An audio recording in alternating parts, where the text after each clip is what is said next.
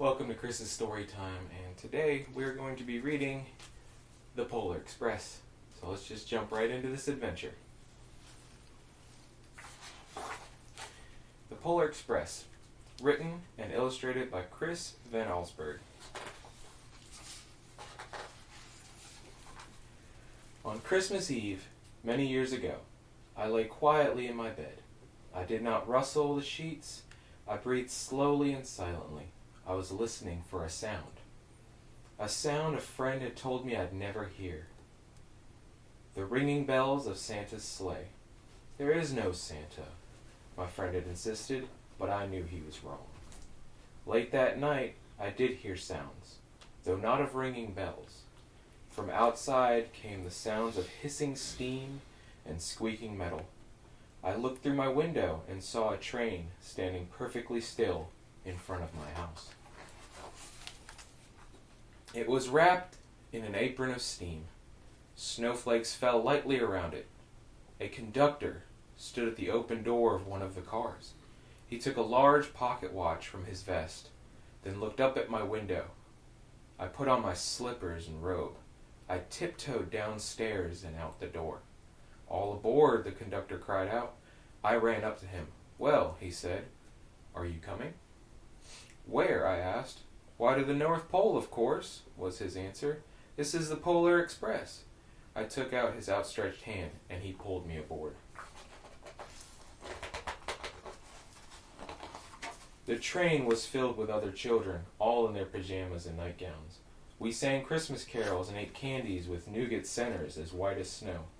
We drank hot cocoa as thick and rich as melted chocolate bars. Outside, the lights of towns and villages flickered in the distance as the Polar Express raced northward. Soon, there were no more lights to be seen. We traveled through cold, dark forests where lean wolves roamed and white-tailed rabbits hid from our train as it thundered through the quiet wilderness. We climbed mountains so high it seemed as if we would scrape the moon, but the Polar Express never slowed down. Faster and faster we ran along, rolling over the peaks and through valleys like a car on a roller coaster. The mountains turned into hills, the hills to snow-covered plains. We crossed a barren desert of ice, the great polar ice cap. Lights appeared in the distance. They looked like the lights of a strange ocean liner sailing on a frozen sea.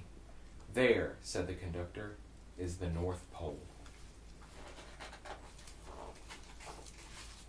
The North Pole. It was a huge city standing alone at the top of the world, filled with factories where every Christmas toy was made.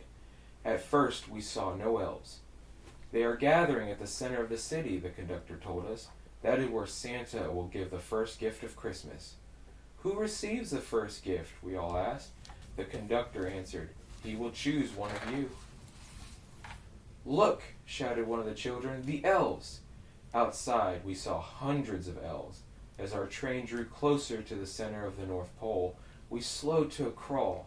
So crowded were the streets with Santa's helpers. When the Polar Express could go no farther, we stopped, and the conductor led us outside. We pressed through the crowd to the edge of a large open circle. In front of us stood Santa's sleigh. The reindeer were excited. They pranced and paced, ringing the silver sleigh bells that hung from their harnesses. It was a magical sound, like nothing I'd ever heard. Across the circle, the elves moved apart and Santa Claus appeared. The elves cheered wildly. He marched over to us and, pointing to me, said, "Let's have this fellow here." He jumped into his sleigh. The conductor handed me up. I sat on Santa's knee and he asked, "Now what would you like for Christmas?" I knew that I could have any gift I could imagine, but the thing I wanted most for Christmas was not inside Santa's giant bag. What I wanted more than anything was one silver bell from Santa's sleigh. When I asked, Santa smiled. Then he gave me a hug and told an elf to cut a bell from a reindeer's harness. The elf tossed it up to Santa. He stood, holding the bell high above him, and called out, The first gift of Christmas. A clock struck midnight as the elves roared their approval. Santa handed the bell to me, and I put it in my bathrobe pocket. The conductor helped me down from the sleigh. Santa shouted out the reindeers' names and cracked his whip. His team charged forward and climbed into the air. Santa circled once above us, then disappeared in the cold, dark polar sky. As soon as we were back inside the Polar Express, the other children asked to see the bell. I reached into my pocket, but the only thing I felt was a hole.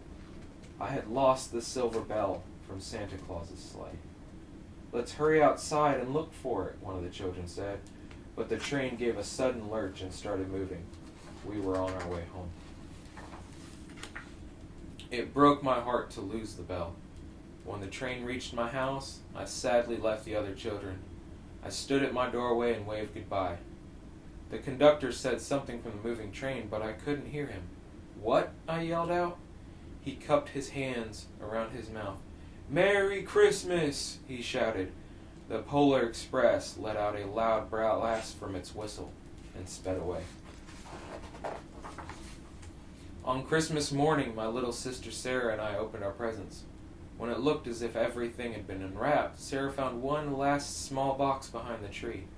It had my name on it. Inside was that silver bell. There was a note. "Found this on the seat of my sleigh. Fix that hole in your pocket. Signed, Mr. C." I shook the bell. It made the most beautiful sound my sister and I had ever heard. But my mother said, "Oh, that's too bad." "Yes," said my father, "it's broken." When I'd shaken the bell, my parents had not heard a sound. At one time, most of my friends could hear the bell, but as years passed, it fell silent for all of them. Even Sarah found one Christmas that she could no longer hear its sweet sound.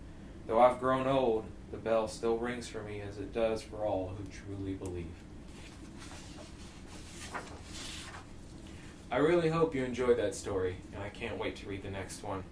If you want to keep up to date on all the stories, go ahead and click that subscribe button and that notification bell so you can be updated every time I have a story. Now remember, all of the rights and everything to these stories go to the author and the publications that make them. So until next time, have another adventure.